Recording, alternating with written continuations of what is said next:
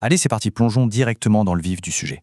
Aujourd'hui, on va explorer de manière purement objective une note de renseignement tactique à la fois ultra structurée et, il faut le dire, particulièrement controversée. Ce document modélise ce que ses auteurs considèrent comme un échec institutionnel systémique. Notre but ici n'est absolument pas de prendre parti. L'objectif, c'est d'analyser chaque information présentée étape par étape et de faire les liens explicites de causalité que les auteurs construisent d'un point à l'autre. C'est une plongée vraiment fascinante dans la mécanique des modèles de menaces stratégiques. Voici notre plan de route. On va traverser 6 sections clés. On commence par la thèse initiale du domino, puis on fait le lien avec la démographie, l'éducation, la sécurité, jusqu'à aboutir à la solution finale proposée par les auteurs. Section 1, la thèse de l'effet domino. Voyons comment ils posent les bases de leur argument systémique. Le postulat de base de cette note est clair, ils rejettent totalement l'idée de crise isolée. À la place, ils définissent un effet domino strict en 4 étapes. En gros, le basculement démographique entraîne un effondrement éducatif qui mène ensuite mécaniquement à une explosion sécuritaire pour finalement culminer en ce qu'ils appellent la menace apex, c'est-à-dire la radicalisation juvénile. Dans leur modèle, chaque bloc est la conséquence inévitable du précédent. C'est vraiment cette mécanique causale très précise qui soutient tout le reste du raisonnement. Ce qui nous amène à la section 2, démographie et effondrement éducatif. Analysons ce tout premier lien de causalité. Les données mobilisées pour définir cette phase 1 frappent fort. Avec une population étrangère atteignant 5,36 millions de personnes, le rapport met en avant les écarts de fécondité. 1,8 pour les Françaises contre 2,35 pour les étrangères. Si on ajoute à cela 142 000 demandes d'asile en une seule année, l'argument central formulé ici se veut purement mécanique. Selon les auteurs, le volume même de ces flux submergerait tout simplement les capacités traditionnelles d'assimilation de l'État. Et c'est là qu'on fait le lien direct avec la suite. Le rapport utilise la pression démographique qu'on vient de voir pour expliquer ce qu'il nomme la fracture totale de l'école. En s'appuyant sur des chiffres assez parlants, comme plus de 40% d'élèves étrangers dans certaines zones prioritaires, contre moins de 10% en moyenne nationale, associés à une chute historique des niveaux en mathématiques, les auteurs affirment que le fameux creuset éducatif ne fonctionne plus du tout. L'école, dans leur modèle, produirait désormais une frustration sociale concentrée. Section 3, les crises sécuritaires. C'est ici que cet effondrement éducatif théorisé bascule vers la violence physique. Si on regarde l'évolution des violences physiques, on voit une ascension hyper claire qui atteint 9,7 pour 1000 habitants. Les auteurs relient directement la défaillance scolaire précédente à cette montée de la violence et par extension à la saturation carcérale avec 107 détenus pour 100 000 habitants. Mais le point absolument crucial ici, c'est leur argument sur l'impunité. Avec un taux de récidive de 39%, la note affirme qu'on n'est plus face à de la délinquance classique, mais à une véritable sécession culturelle. Alors, comment justifie-t-il cette corrélation très controversée entre l'origine démographique et la criminalité ? Eh bien, ils vont chercher une validation à l'étranger. Le rapport s'appuie sur des données officielles du Danemark, parce que c'est un pays qui autorise les statistiques basées sur l'origine.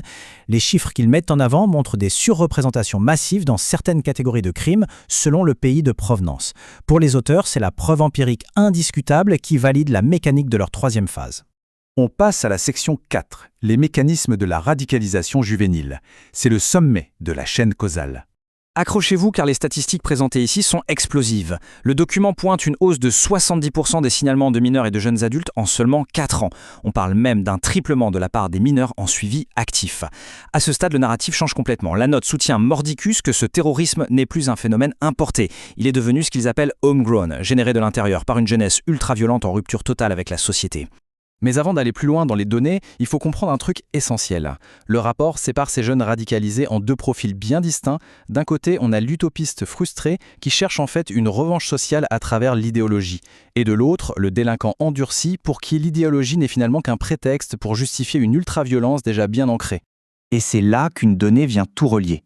50% des djihadistes incarcérés ont un niveau d'études inférieur au baccalauréat. Les auteurs connectent ça explicitement à la phase 2 qu'on a analysée plus tôt. En gros, l'effondrement scolaire crée un vide, qu'il soit cognitif ou social. Et l'idéologie radicale vient immédiatement combler ce vide. Que le jeune ait un parcours d'échec scolaire brutal ou une histoire de délinquance très précoce. Tout s'imbrique. Pour bien visualiser comment ces profils passent concrètement à l'action, le rapport détaille un pipeline numérique en 4 étapes immuables. On part de l'isolement, puis le ciblage, l'endocrinement, pour finir au passage à l'acte. La modélisation de ce processus est assez glaçante. Le document explique que l'isolement, souvent lié à cette fameuse fracture scolaire, rend ces jeunes très vulnérables au ciblage, sur des jeux vidéo grand public comme Roblox ou Fortnite. Ensuite, l'endoctrinement bascule dans l'ombre, sur des réseaux chiffrés comme Telegram, et c'est là qu'opère le mimétisme tactique, jusqu'à la violence physique.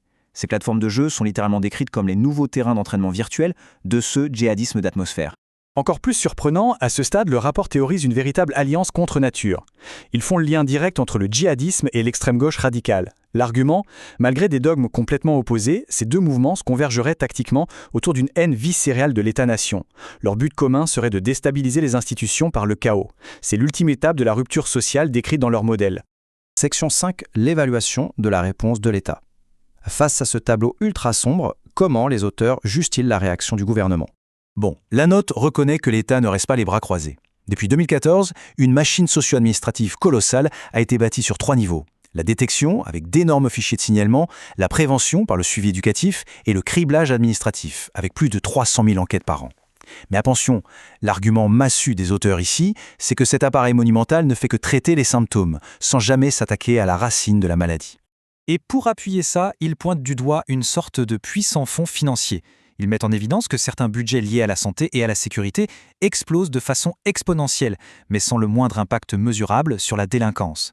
La conclusion qu'ils en tirent est sans appel, on ne peut pas résoudre ce qu'ils considèrent être un bouleversement démographique majeur avec de simples éducateurs ou des numéros verts.